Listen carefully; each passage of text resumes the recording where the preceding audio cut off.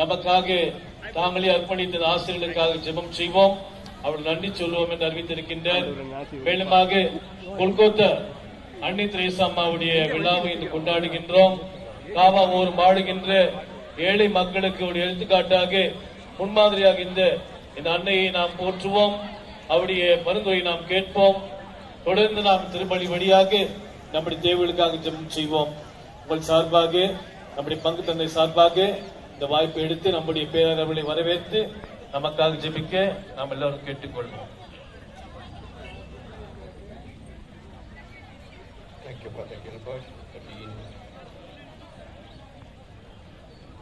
சகோதர சகோதரிகளே, தூய்மறை நிகழ்வுகளை கொண்டாட நாம் தகுதியில் பேரும் பொருட்டு நம் பாவங்களை ஏற்றுக்கொள்வோம். எல்லாம் வல்ல இறைவனும் சகோதர சகோதரிகளே, உங்களிடமும் நான் பாவி என்று ஏற்றுக்கொள்கிறேன். பயமா இல்லையா? அந்த குழந்தை சொல்கிறது, இது குழிதான், இருட்டாக இருக்கிறது தான், உங்கள் முகம் எனக்கு தெரியவில்லை, ஆனால் ஒன்று மட்டும் உறுதி, நீங்கள் சொல்லி நான் அதை செய்கின்ற பொழுது ஒருபோதும் நான் கீழே விடமாட்டேன் அப்பா என்று சொன்னார். இதுதான் அன்புக்குரியது. இந்த மனதை தான் 2025 ஆண்டுகளுக்கு முன்பாக ஒரு 16 வயது சிறுமி மரியாள் என்கின்ற பெண், ஆண்டவர் உன் வயிற்றில் ஒரு கரு உருவாகும் என்று தன் தூதர் வழியாக அறிவித்தவுடன் எப்படி இந்த சிறுமி உடனே குதித்தாலோ அதே போல அந்த பெண்ணாம், ஆம் இதோ நான் ஆண்டவரினுடைய அடிமை என்று சொன்னாலே புரியுது. இது ஒரே ஒரு வார்த்தை இல்லை என்றால் இந்த ஆமேன் அப்படியே எனக்கு நிகழட்டும், இதோ நான் கடவுளினுடைய அடிமை, I am the handmaid of the Lord என்று சொல்லவில்லை என்றார் இந்த திருவிழா இல்லை. நீங்கள் ஆலயத்திற்கு வந்திருக்கிறீர்கள், நீங்கள் அந்த அன்னையினுடைய கொடியை பார்க்கிறீர்கள். எவ்வளவு அருமையான தருணம், எவ்வளவு முக்கியமான நேரம், எவ்வளவு நாம் ஜெபிப்பதற்கான ஒரு பிரதான நேரம் இருக்கு. அதான் யூடியூப்ல இருக்கிறார்கள், அதான் எல்லாரும் மொபைல் யூடியூப்ல இருக்காங்க போடுறாங்க. எத்தனை பேர் இந்த கொடியை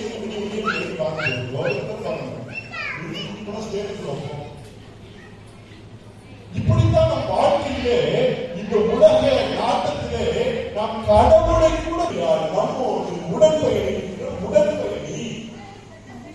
அழகாக பொருளுக்கு கிரீடம் வச்சு கையில ஒரு வாழை போட்டு ஓரமாக வைப்பதல்ல நம்முடைய விசுவாசம். என்னுடைய இக்கட்டிலே அன்னையை நீங்கள் நினைப்பது போல அலங்காரமாய் இதோ இந்த மகனம் வைத்து இருந்தவர் இல்லை என்று அவள் உங்களைப் போல ஒரு சாதாரண உடையணிந்த ஒரு பெண்மணி, உங்களைப் போல நகையணியாத ஒரு பெண்மணி, உங்களைப் போல ஒரு வசதியாக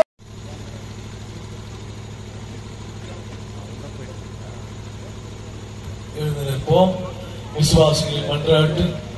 அன்பார்ந்த சகோதரிகளே, நம்முடைய நவநாளின் முதல் நாளாக இன்று தங்கத்தாய் வழியாக நம்முடைய விண்ணப்பங்களை எல்லாம் ஆண்டவரிடம் சமர்ப்பணித்து விசேஷமாக நம்முடைய பங்கு தேவைகளுக்காக திருவிழாவுக்காக நாம் ஜெபம் செய்வோம்.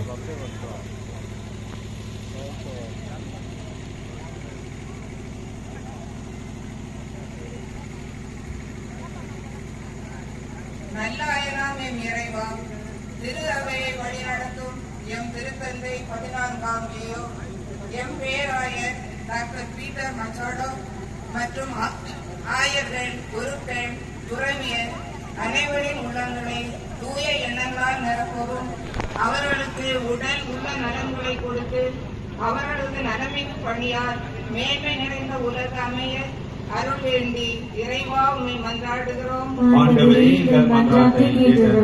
பார்வுலகை படைத்த ஆளும் பரமனே, நாடுகளை ஆளும் தலைவர்கள் ஜாதி மத பேதமின்றி ஏழை எளிய மக்களின் நலனில் அக்கறை கொண்டு இவர்களின் வாழ்க்கை வளம் பெறுவதற்கு தேவையான நல்ல திட்டங்களை வகுப்பதற்கு வேண்டிய ஞானத்தையும் நல் மனத்தையும் அளித்து வழிநடத்த வேண்டும் என்று இறைவா உம்மை மன்றாடுகிறோம்.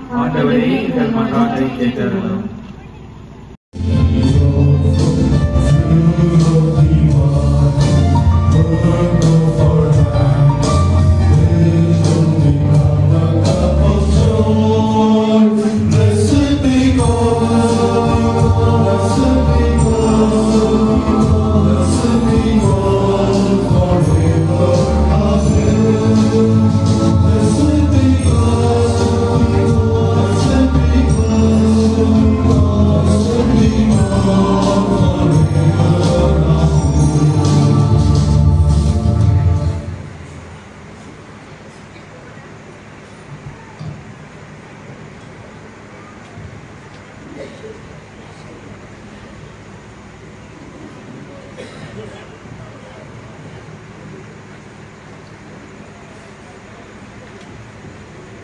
சகோதர சகோதரர்களே,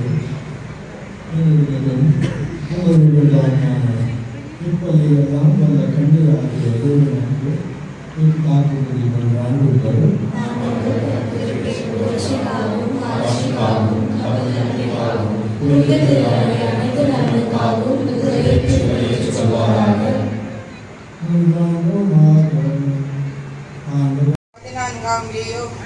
எம் பேராயர் டாக்டர் பீட்டர் மச்சாடோ மற்றும் ஆயர்கள், குருக்கள், துறவியர் அனைவரின் உள்ளங்களை தூய எண்ணங்களால் நிரப்பவும், அவர்களுக்கு உடல் உள்ள நலன்களை கொடுத்து அவர்களுக்கு நலமிகு பணியால் மேன்மை நிறைந்த உலக அமைய அருள் வேண்டி இறைவா உம்மை மன்றாடுகிறோம்.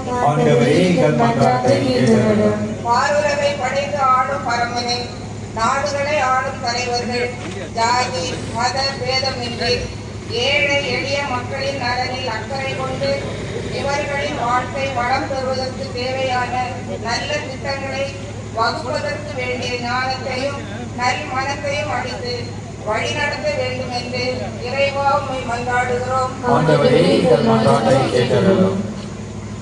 நாம் பரிசுத்தர், ஆகவே நீங்களும் பரிசுத்தராய் இருங்கள் என மொழிந்த இறைவா, அன்றாட வாழ்க்கையில் வாயிலிருந்து வரும் வார்த்தைகள் தான் மனித உறவை வளப்படுத்தும் என்பதை உணர்ந்து பயனுள்ள வார்த்தைகளை பேசி மகிழவும், பிறரை குறைகூறும் வார்த்தைகளை தவிர்க்கவும் எங்களோடு எங்களுக்காக எவ்வளவு அழகான ஆழமான புரிதல்.